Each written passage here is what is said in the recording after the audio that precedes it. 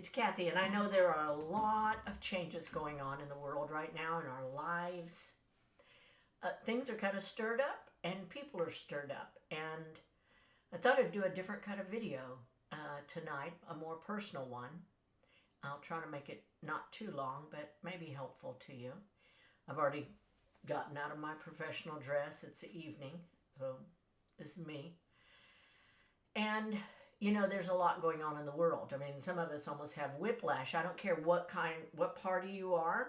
The fact that Donald Trump has come in and is doing so many things so quickly is like, bam, bam, what happened, right? And whether you're saying yay or what, it's change, and it's scary. No matter who you are, there's a lot of change. And, you know, some people this week got a email, federal workers. And that was probably scary for them and their family. And people approaching retirement, people have worked there for years that got a letter. Said, you know what, if you don't resign, your job may not be here. I'm paraphrasing. I didn't get the letter, so I don't know exactly. But that's unsettling. Interest rates can be unsettling.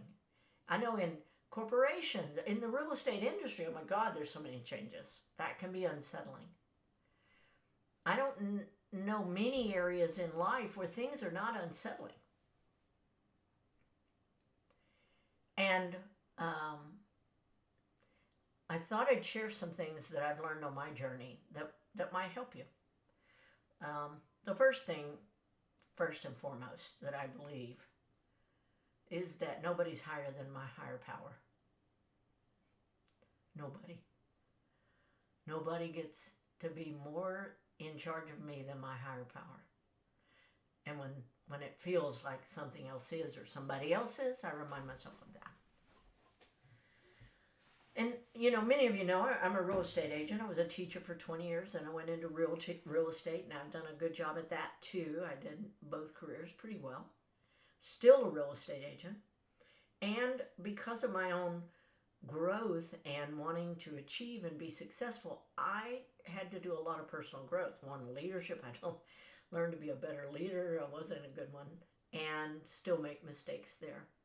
But I've really sought out growth opportunities, and in doing so, learned a lot about mindset and what we do with our own thinking. And then Keller Williams had me be a mindset and business coach for real estate agents, really across North America. I still coach a few, but mainly I do real estate. But for a couple of years, I did that. And because of that, I had to get some specialized training. I'm a certified trainer now, not just master practitioner. It's something called neuro-linguistic programming. It's how our thoughts and our words work together and our beliefs. And I became an International Coaching Federation certified coach. I'm actually a professional coach with 5,000 coaching hours. And I've learned a lot of mindset tools that has helped me with different people and myself through the years that I thought might be good tonight to share with you. Again, as I said, there's so many changes, and sometimes it's so unsettling. So hopefully you'll find this helpful. And it's probably the only video like this I'll do, so enjoy it or not. So there are three kind of tools I'm going to share with you. The first one I like because it talks about control. When we're out of sorts with ourselves, we're not grounded really, we're at odds, or often it's about control, what we have control of, what we don't, who's controlling us, what we can't control. And I love these 4 questions because it kind of just takes it right to the point. And it's something you would just reflect on or journal on. The first question is, what can I control? In any given situation, there are things you absolutely can control. Your mind, your words, your actions. There are things you can control. How you dress. Often. I guess there's some situations where you couldn't control that, but most of the time you can. The second question is, what can't I control?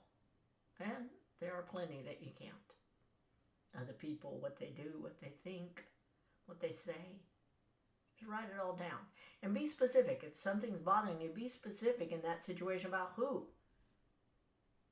The third question is, what am I trying to control that's not mine to control? It's not my business. It's not anything I really have control over. It's forcing somebody.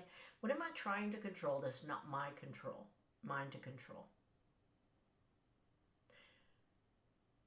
Then the last question, what am I not controlling that is mine to control? Chances are there's something you're not doing that if you did, you'd be in a better spot. So what am I not controlling that is mine to control? Love those 4 control questions. The next little exercise is by an author named Byron Katie, and she has a book called Loving What Is.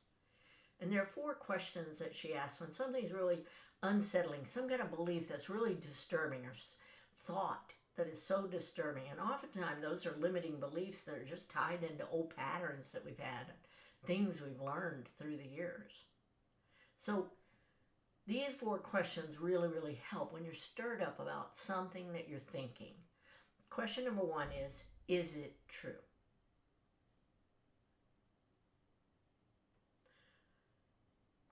And then number 2 is, can you absolutely know for sure that it's true? I think hers says, can you absolutely know it's true? Not just that you think it's true, or it might be true, or it's what you believe. Can you absolutely believe and know that that thought, that statement is true?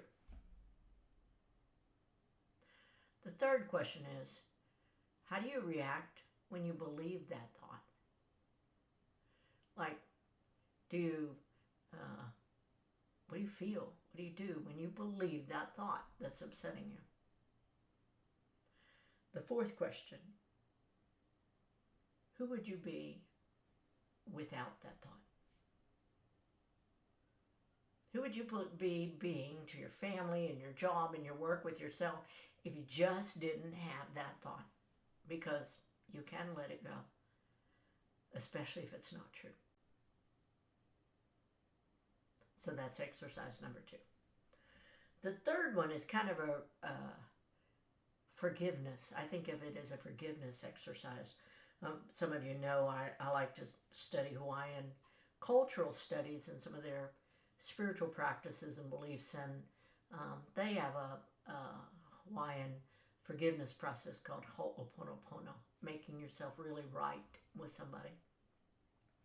This is similar, and it's a poem by Rumi, ancient writer, and I'm going to read it. I just love this poem, and I came across it. Somebody reminded me of it this last week when somebody did something I thought I was upset about what they had done.